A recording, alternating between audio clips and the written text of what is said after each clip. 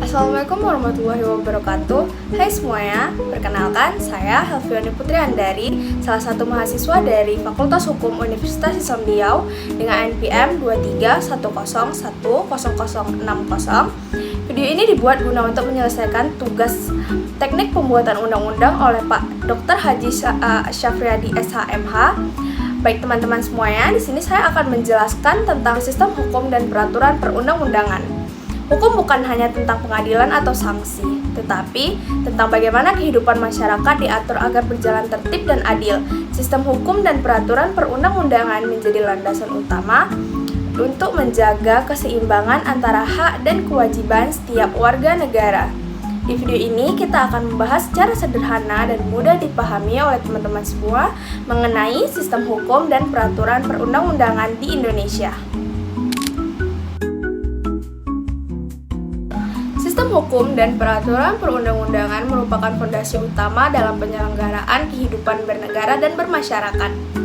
Hukum hadir sebagai seperangkat norma yang mengatur perilaku manusia, baik dalam hubungan antar individu dengan masyarakat maupun antara warga negara dengan negara. Tanpa adanya sistem hukum yang terstruktur dan peraturan perundang-undangan yang jelas, maka kehidupan sosial akan berjalan tanpa kepastian, keadilan, dan ketertiban. Dalam konteks negara hukum atau biasa disebut dengan restart, hukum tidak hanya dipandang sebagai alat kekuasaan, melainkan sebagai sarana untuk mencapai keadilan, kemanfaatan, dan kepastian hukum. Negara Indonesia secara tegas menyatakan diri sebagai negara hukum sebagaimana tercantum dalam Pasal 1 Ayat 3 Undang-Undang Negara Republik Indonesia tahun 1945. Konsekuensi dari ketentuan ini adalah bahwa seluruh penyelenggaraan kekuasaan negara harus didasarkan pada hukum dan peraturan perundang-undangan yang berlaku. Pembahasan mengenai sistem hukum dan peraturan perundang-undangan menjadi sangat penting, terutama bagi mahasiswa hukum dan masyarakat pada umumnya, agar memahami bagaimana hukum dibentuk, diterapkan, serta ditegakkan. Pengertian sistem hukum. Secara umum, sistem hukum dapat diartikan sebagai suatu kesatuan yang utuh dan terorganisasi dari berbagai unsur hukum yang saling berkaitan dan bekerja sama untuk mencapai tujuan hukum. Unsur-unsur tersebut meliputi norma hukum, lembaga hukum, aparat penegak hukum, serta budaya hukum masyarakat. Sistem hukum tidak berdiri secara terpisah, melainkan membentuk suatu struktur yang saling memengaruhi satu sama lain. Menurut Lawrence M. Friedman, sistem hukum terdiri atas 3 komponen utama, yaitu struktur hukum atau legal structure, yang kedua substansi hukum atau legal substance, dan yang ketiga ada budaya hukum atau legal culture. Struktur hukum berkaitan dengan lembaga-lembaga penegak hukum seperti pengadilan, kepolisian, kejaksaan, dan lembaga permasyarakatan. Substansi hukum mencakup norma, aturan, peraturan perundang-undangan yang berlaku. Sementara itu, budaya hukum berkaitan dengan sikap, nilai, dan pandangan masyarakat terhadap hukum. Dalam perspektif ini, keberhasilan di sistem hukum tidak hanya ditentukan oleh kualitas peraturan perundang-undangan, tetapi juga oleh efektivitas lembaga penegak hukum dan kesadaran hukum oleh masyarakat itu sendiri. Sistem hukum yang baik adalah sistem yang mampu menciptakan keseimbangan antara kepastian hukum, keadilan, dan kemanfaatan. Selanjutnya ada fungsi dan tujuan dari sistem hukum itu sendiri. Sistem hukum memiliki berbagai fungsi penting dalam kehidupan bermasyarakat dan bernegara. Salah satu fungsi utama hukum adalah sebagai sarana pengendalian sosial atau social control. Melalui norma-norma hukum, masyarakat diarahkan untuk berperilaku sesuai dengan nilai-nilai yang dianggap baik dan benar. Pelanggaran terhadap norma hukum akan dikenakan sanksi sebagai bentuk penegakan aturan. Selain itu, hukum juga berfungsi sebagai sarana rekayasa sosial atau social engineering dalam fungsi ini. Dalam fungsi ini, hukum digunakan sebagai alat untuk mengubah dan membentuk perilaku masyarakat sesuai dengan tujuan pembangunan nasional. Contohnya dapat dilihat dalam pembentukan undang-undang di bidang pendidikan, kesehatan, dan lingkungan hidup. Tujuan utama dari sistem hukum ini sendiri pada dasarnya adalah untuk mewujudkan keadilan, kepastian hukum, dan kemanfaatan. Keadilan berarti memberikan kepada setiap orang apa yang menjadi haknya. Kepastian hukum berkaitan dengan kejelasan dan konsistensi penerapan hukum. Sementara itu, kemanfaatan menekankan bahwa hukum harus memberikan manfaat nyata bagi masyarakat luas. Asas-asas hukum. Dalam sistem hukum sendiri dikenal berbagai asas hukum yang menjadi landasan pembentukan dan penerapan hukum. Asas hukum merupakan prinsip dasar yang menjadi pedoman bagi pembuat undang-undang, penegak hukum, dan masyarakat. Asas hukum bersifat abstrak dan umum, tetapi memiliki peran yang sangat penting dalam praktik hukum. Salah satu asas hukum yang paling fundamental adalah asas legalitas. Asas ini menyatakan bahwa tidak ada perbuatan yang dapat dipidana kecuali berdasarkan peraturan perundang-undangan yang telah ada sebelumnya. Asas legalitas memberikan jaminan kepastian hukum dan perlindungan terhadap kewenang-wenangan penguasa. Asas lainnya adalah asas persamaan di hadapan hukum. Asas ini menegaskan bahwa setiap orang memiliki kedudukan yang sama di hadapan hukum tanpa adanya diskriminasi. Baik pejabat negara maupun warga negara biasa tunduk pada hukum yang sama. Selain itu, terdapat pula asas keadilan, asas kemanfaatan, asas kepastian hukum, serta asas perlindungan terhadap hak asasi manusia. Keseluruhan asas ini saling melengkapi dan menjadi pijakan utama dalam penyelenggaraan sistem hukum di Indonesia. Selanjutnya ada jenis-jenis sistem hukum di dunia.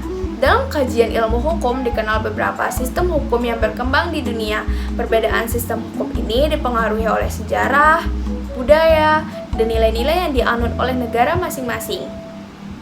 Pertama, sistem hukum Eropa kontinental atau civil law. Sistem ini menekankan bahwa pada hukum tertulis yang dikodifikasikan dalam bentuk undang-undang.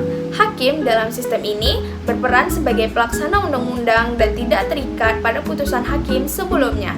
Indonesia merupakan salah satu negara yang menganut sistem hukum Eropa kontinental.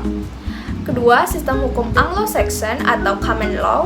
Sistem ini berkembang di negara-negara seperti Inggris dan Amerika Serikat. Ciri utama dari sistem common law sendiri adalah peran jurisprudensi atau putusan hakim sebagai sumber hukum utama. Hakim memiliki peran aktif dalam membentuk hukum melalui putusan-putusan yang diambil. Yang ketiga, sistem hukum adat dan sistem hukum agama. Sistem hukum adat didasarkan pada kebiasaan dan tradisi yang hidup dalam masyarakat. Sementara itu, sistem hukum agama bersumber dari ajaran agama tertentu. Di Indonesia, hukum adat dan hukum Islam diakui dan menjadi bagian dari sistem hukum nasional. Baiklah, tadi kita sudah membahas tentang sistem hukum dan selanjutnya adalah tentang peraturan perundang-undangan. Peraturan perundang-undangan adalah peraturan tertulis yang dibentuk oleh lembaga negara atau pejabat yang berwenang dan mengikat secara umum. Peraturan perundang-undangan berfungsi sebagai instrumen utama dalam penyelenggaraan pemerintahan dan penegakan hukum. Menurut Undang-Undang Nomor 12 Tahun 2011 tentang pembentukan peraturan perundang-undangan, sebagaimana telah diubah, peraturan perundang-undangan adalah peraturan tertulis yang memuat norma hukum yang mengikat secara umum dan dibentuk atau diterapkan oleh lembaga negara atau pejabat yang berwenang melalui prosedur yang ditetapkan dalam peraturan perundang-undangan. Peraturan perundang-undangan memiliki peran strategis dalam menjamin kepastian hukum dan keadilan. Oleh karena itu, pembentukannya harus dilakukan secara sistematis, terencana, dan berdasarkan asas-asas pembentukan peraturan perundang-undangan yang baik. Selanjutnya ada hierarki yang berada dalam peraturan perundang-undangan di Indonesia itu sendiri. Dalam sistem hukum Indonesia, peraturan perundang-undangan disusun secara hierarkis. Hierarki ini menunjukkan tingkatan kedudukan masing-masing peraturan, serta menentukan peraturan mana yang harus didahulukan apabila terjadi pertentangan. Berdasarkan Undang-Undang Nomor 12 Tahun 2011, hierarki peraturan perundang-undangan Indonesia terdiri atas yang pertama, Undang-Undang Dasar Negara Republik Indonesia tahun 1945, yang kedua, Ketetapan Majelis Permusyawaratan Rakyat, yang ketiga, Undang-Undang dan Peraturan Pemerintah Pengganti Undang-Undang atau Perpu, Yang keempat ada peraturan pemerintah. Yang kelima ada peraturan presiden. Yang keenam ada peraturan daerah provinsi. Dan yang terakhir ada peraturan daerah kabupaten atau kota. Hierarki ini bertujuan untuk menciptakan keteraturan dan keselarasan dalam sistem hukum peraturan perundang-undangan. Setiap peraturan yang lebih rendah tidak boleh bertentangan dengan peraturan yang lebih tinggi. Selanjutnya ada asas-asas pembentukan peraturan perundang-undangan. Pembentukan peraturan perundang-undangan harus berlandaskan pada asas-asas tertentu agar menghasilkan peraturan yang berkualitas dan efektif. Asas-asas tersebut antara lain asas kejelasan tujuan, asas kelembagaan atau pejabat pembentukan yang tepat, asas kesesuaian antara jenis dan materi muatan, serta asas dapat dilaksanakan.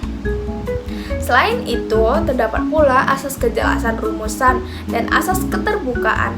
Asas kejelasan rumusan menuntut pada peraturan dirumuskan dengan bahasa hukum yang jelas dan tidak menimbulkan multitafsir. Asas keterbukaan mengharuskan adanya partisipasi masyarakat dalam proses pembentukan peraturan perundang-undangan. Dengan memperhatikan asas-asas tersebut, diharapkan peraturan perundang-undangan yang dibentuk dapat diterima dan dilaksanakan dengan baik oleh masyarakat. Dapat disimpulkan bahwa sistem hukum dan peraturan perundang-undangan merupakan dua aspek yang tidak dapat dipisahkan dalam kehidupan bernegara. Sistem hukum memberikan kerangka dan mekanisme bagi berlakunya hukum, sedangkan peraturan perundang-undangan menjadi wujud konkret dari norma-norma hukum yang mengikat masyarakat. Dengan memahami materi ini, diharapkan kita sebagai mahasiswa hukum mampu memahami peran penting dalam teknik pembuatan undang-undang untuk mendukung terciptanya sistem hukum yang tertib dan berkeadilan. Demikian materi yang dapat saya sampaikan. Terima kasih atas perhatian teman-teman semua. Semoga materi ini bermanfaat untuk kita semua.